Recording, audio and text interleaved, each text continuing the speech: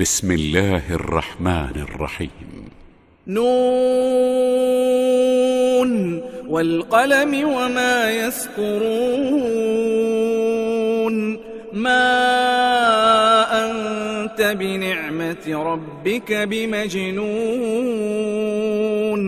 وإن لك لأجرا غير ممنون وإنك لعلى خلق عظيم فستبصر ويبصرون بأيكم المفتون إن ربك هو أعلم بمن ضل عن سبيله وهو أعلم بالمهتدين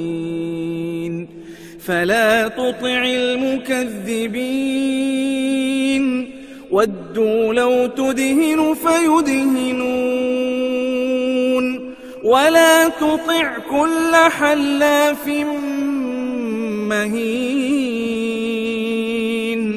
هماز مشاء بنميم مناع للخير معتد أثيم عتل بعد ذلك زنيم أن كان ذا مال وبنين إذا تتلى عليه آياتنا قال أساطير الأولين سنسمه على الخرطوم إنا بلوناهم كما بلونا أصحاب الجنة إذ أقسموا ليصرمنها مصبحين ولا يستثنون فطاف عليها طائف من ربك وهم نائمون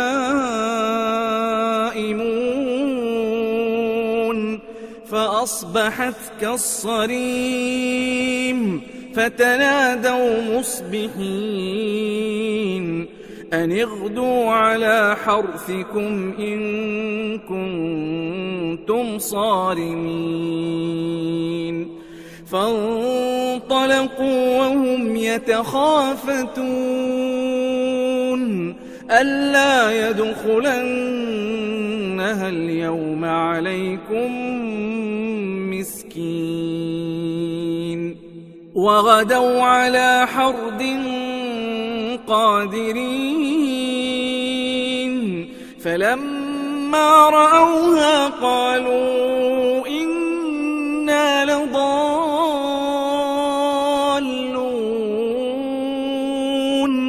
بل نحن محرومون قال أوسطهم ألم أقل لكم لولا تسبحون قالوا سبحان ربنا إنا كنا ظالمين فأقبل بعضهم على بعض يتلاومون قالوا يا ويلنا إنا كنا طاغين عسى ربنا أن يبدلنا خيرا منها إنا إلى ربنا راغبون كذلك العذاب ولعذاب الآخرة أكبر لو كانوا يعلمون إن للمتقين عند ربهم جنات النعيم أفنجعل المسلمين كالمجرمين ما لكم كيف تحكمون أم لكم كتاب فيه تدرسون إن لكم فيه لما تخيرون أم لكم أيمان علينا بالغة إلى يوم القيامة إن لكم لما تحكمون سلهم أيهم بذلك زعيم أم لهم شركاء فليأتوا بشركائهم إن كانوا صادقين يوم يكشف عن ساق ويدعون إلى السجود فلا يستطيعون خاشعة أبصارهم ترهقهم ذلة وقد كانوا يدعون إلى السجود وهم سالمون فذرني ومن يكذب بهذا الحديث سنستدرجهم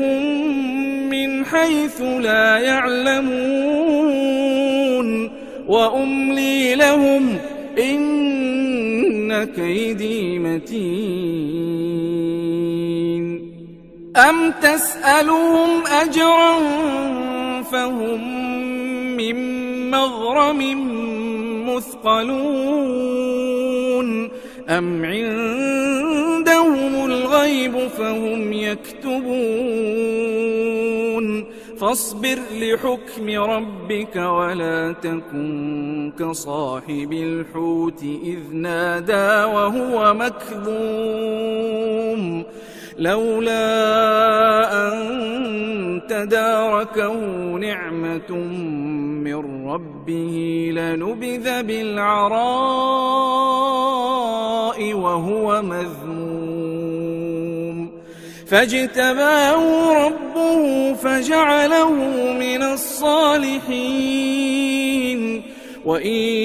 يكاد الذين كفروا ليزلقونك بأبصارهم لما سمعوا الذكر ويقولون إنه لمجنون وما هو إلا ذكر للعالمين